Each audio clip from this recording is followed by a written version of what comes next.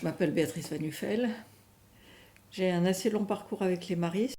On va proposer pour la troisième fois une formation à la spiritualité mariste, à l'esprit mariste. C'est quoi l'esprit mariste? On en parle. On le respire plus ou moins. On entend ça ici souvent. Ici, on respire. Et ça dit pas mal de choses déjà. Mais d'où ça vient, sur quoi ça se fonde, voilà un petit peu ce qu'on essaye de faire dans ces quelques rencontres où on cherche qu'est-ce qui fonde la spiritualité mariste. On cherche un peu ce que les fondateurs ont apporté, avec quelques textes, pas beaucoup, mais quelques textes assez forts, qui nous renvoient à une époque... Voilà, ça va faire 175 ans, mais c'est intéressant parce que c'était une époque de bouleversement, mais terrible, qu'on n'imagine même pas. C'était une époque dure. Après la Révolution, après les guerres napoléoniennes de 1810-1830. Et les maristes, là-dedans, quand on voit ce qu'ils ont fait, on se dit, on a l'impression qu'ils ont essayé d'apporter un peu de douceur dans ce monde qui était si dur. Et je me dis que c'est peut-être pas mal pour aujourd'hui d'essayer de chercher comment ils ont fait et si on poursuivre ça. À la fois exigeant, mais avec bienveillance, avec douceur. Comment as-tu vécu ces moments de partage? Alors, le premier mot qui me vient à l'esprit par rapport à ces temps de partage, c'est le mot rencontre.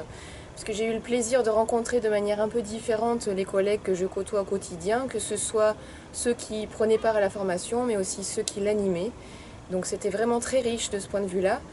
Et j'ai vraiment apprécié le fait d'être accueillie comme j'étais, c'est-à-dire finalement, quel que soit votre parcours par rapport à la religion, par rapport à l'église, voilà, vous arrivez comme vous êtes et puis on prend le temps voilà, de découvrir cette spiritualité, de faire connaissance avec les maristes, de faire connaissance avec la vie de Marie à travers l'évangile et tout ça de manière très simple et dans des échanges très riches.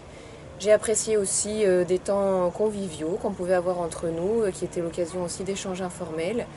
Et j'ai pu nourrir finalement ma spiritualité à travers tout ce qui nous a été proposé, librement et vraiment au rythme que je le souhaitais.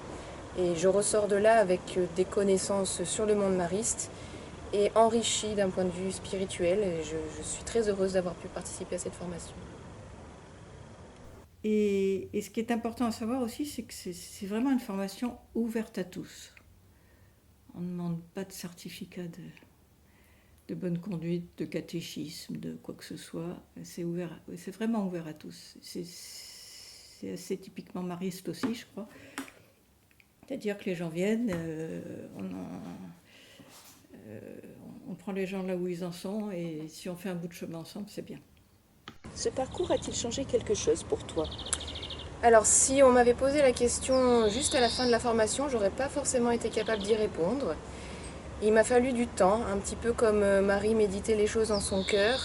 Et c'est quelques semaines, voire quelques mois après avoir fini cette formation, que j'ai pris conscience finalement que dans mon quotidien, que ce soit dans ma vie personnelle ou dans ma vie professionnelle, Marie m'accompagne et qu'elle me guide notamment dans les phases qui peuvent être un petit peu difficiles. Elle est là pour me porter conseil. J'en avais pas forcément conscience avant, mais là j'en prends davantage confiance et je pense que c'est lié à cette formation. Et je suis convaincue qu'elle continue à œuvrer en moi avec le temps et que les choses vont évoluer peut-être encore. Donc je le redis à nouveau, mais j'ai vraiment eu beaucoup de chance de pouvoir participer à cette formation et j'en suis très heureuse. Ce serait quoi votre meilleur souvenir en tant que formatrice?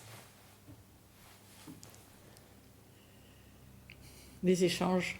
Et les échanges c'est une grande partie de la formation, les échanges qu'on peut nourrir dans ce genre de rencontres.